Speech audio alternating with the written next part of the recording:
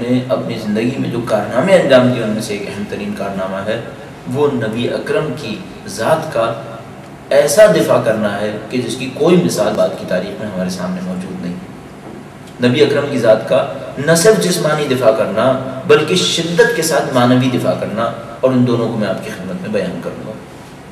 اگر جسمانی دفاع کی بات کریں تو ہمارے پاس نبی اکرم کی روایت موجود ہے کہ جو کتب اہل سنت کے اندر بھی موجود ہے، وہ یہ کہ نبی اکرم نے فرمایا کہ جب تک ابو طالب زندہ تھے کوئی قریش کا شخص مجھے نقصان نہ پہنچا سکا۔ کسی کے اندر ہمت نہیں تھی کہ وہ مجھے نقصان پہنچاتا جب تک حضرت ابو طالب زندہ تھے۔ اور یہ حضرت ابو طالب کی ذات کا کارنامہ تھا کہ انہوں نے نبی اکرم کی ذات مقدس کو کسی حملے کا نشانہ بننے نہیں دیا، جیسے کہ میں نے شاب ابی طالب کے واقعے کے سلسلے میں عرض کیا کہ امیر المومنین کو ان کے بستر پر سلاتے تھے تاکہ نبی اکرم کو جو خطرات پیش آئیں اس کا سامنا امیر المومنین کی ذات کرے، نبی اکرم کو کوئی خطرہ لاحق نہ ہو۔ لہذا ایک واقعہ ہمارے پاس موجود ہے کہ نبی اکرم ایک موقع پر کچھ دیر کے لیے حضرت ابو طالب کی آنکھوں سے اوجھل ہو گئے۔ کسی نے حضرت ابو طالب سے کہا کہ ابو جہل نے ایک دن پہلے انہیں کچھ دھمکیاں دی تھیں۔ یکایک حضرت ابو طالب کے ذہن میں خیال گزرا کہ کہیں ایسا تو نہیں کہ اس ابو جہل نے اپنی دھمکی پر عمل کرنا چاہا ہو اور اس نے نبی اکرم کی ذات مقدس کو کسی خطرناک ارادے سے نقصان پہنچانے کا ارادہ کر لیا ہو۔ حضرت ابو طالب نے فوراً جستجو کروائی، بدقسمتی سے نبی اکرم اس موقع کے اوپر حضرت ابو طالب کی اطلاع میں نہ آ سکے۔ ان حالات کو دیکھتے ہوئے حضرت ابو طالب نے فوراً ایک منصوبہ بنایا، اور اس سے ہمیں سمجھ میں آتا ہے کہ حضرت ابو طالب نبی اکرم کے دفاع میں کس مقام تک پہنچے ہوئے تھے۔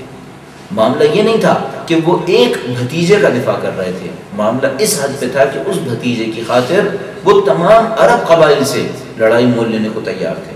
اور منصوبہ یہ تھا کہ حضرت ابو طالب نے جوانان بنی ہاشم کو جمع کیا اور ان جوانوں سے کہا کہ اے جوانوں، مجھے ایک سخت مشکل کا سامنا کرنا پڑ رہا ہے۔ محمد میری نظروں سے اوجھل ہو گئے ہیں صلی اللہ علیہ وآلہ وسلم، اور مجھے خدشہ یہ ہے کہ کسی نے ان کی ذات کو نقصان پہنچانے کا ارادہ کیا۔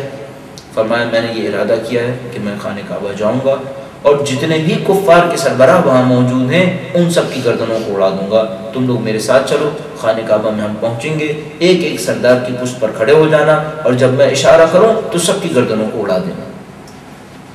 اسی عالم میں جب کہ حضرت ابو طالب یہ منصوبہ بنا رہے تھے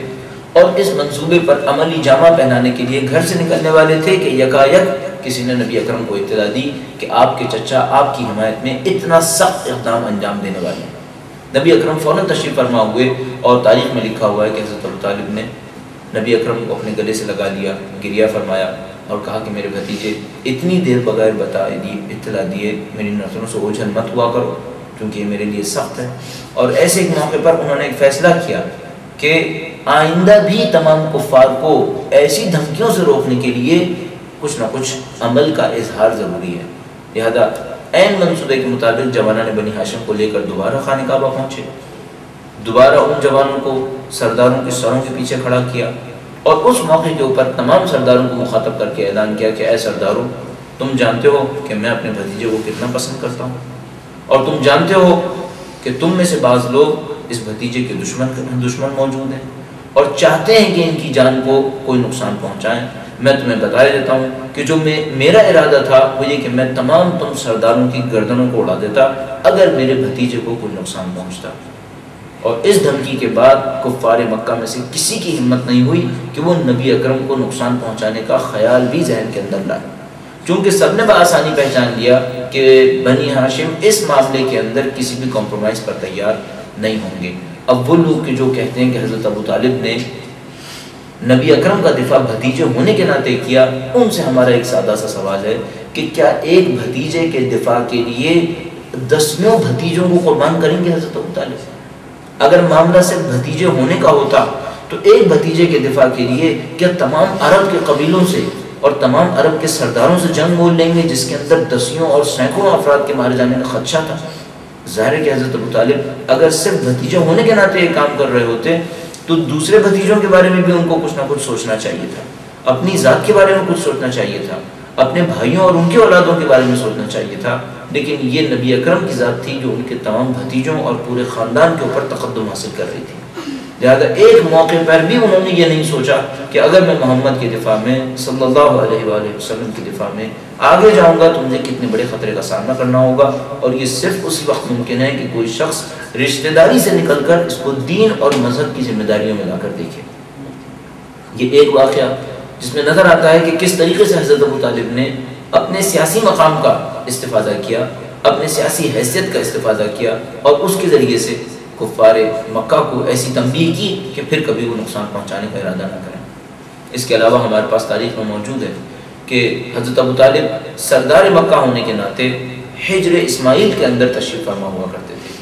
خانہ کعبہ کے ساتھ موجود حجر اسماعیل کے ساتھ جو حصہ ہے وہ سرداروں کے لیے مختص تھا، وہ لوگ وہاں پر بیٹھا کرتے تھے، اور نبی اکرم کی شخصیت کا تعارف کرانے کی غرض سے کہ جو بھی مکہ کے اندر آئے وہ نبی اکرم کی شخصیت کو دیکھے اور ان کے احترام کو سمجھے، وہ نبی اکرم کو اپنے ساتھ بٹھا دیا کرتے تھے۔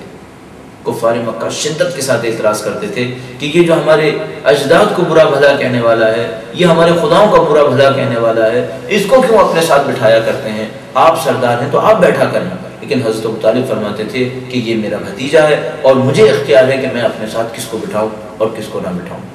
اگر حضرت ابو طالب کی شخصیت صرف بھتیجے ہی کا دفاع کرنا چاہتی تھی تو ہجر اسماعیل میں بٹھانے کی کیا ضرورت تھی؟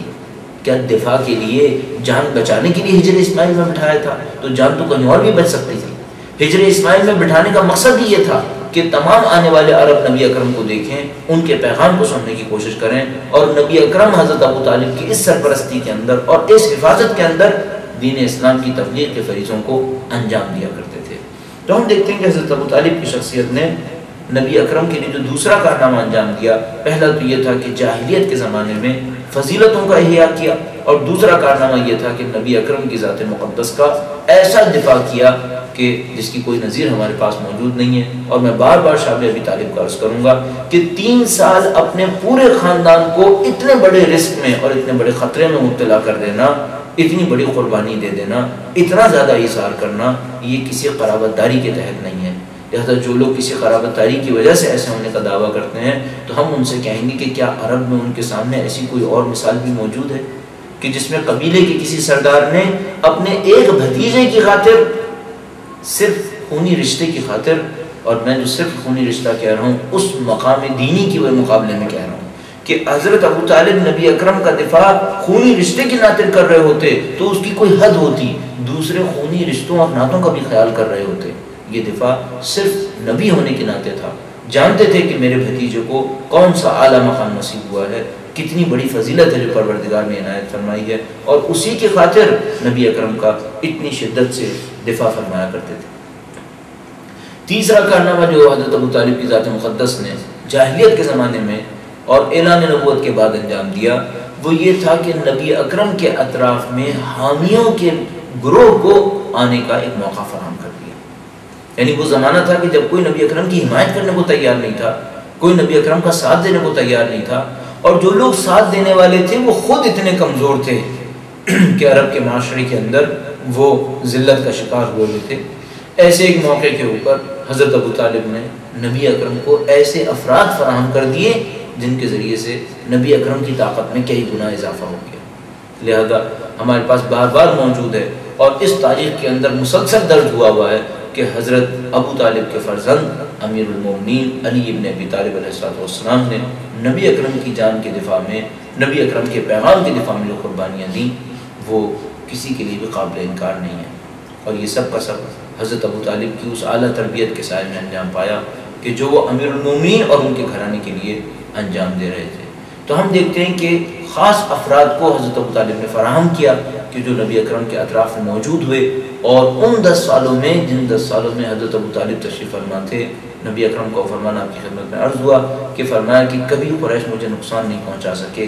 ویسا کہ جیسا حضرت ابو طالب کے بعد نقصان پہنچایا، اور ایسا صرف حضرت ابو طالب کی حیات طیبہ کی وجہ سے تھا۔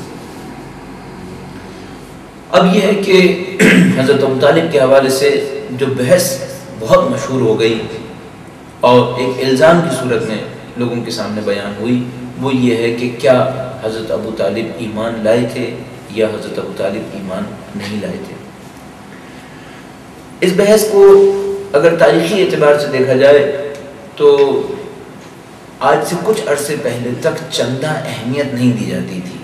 یعنی ایسا نہیں تھا کہ علمی اعتبار سے اس بحث کو اہمیت دی جاتی تھی، بلکہ ہم جانتے ہیں کہ یہ بعض حلقوں کی طرف سے اسلام میں لائے جانے والے انحرافات کی ایک نشانی سمجھی جاتی تھی۔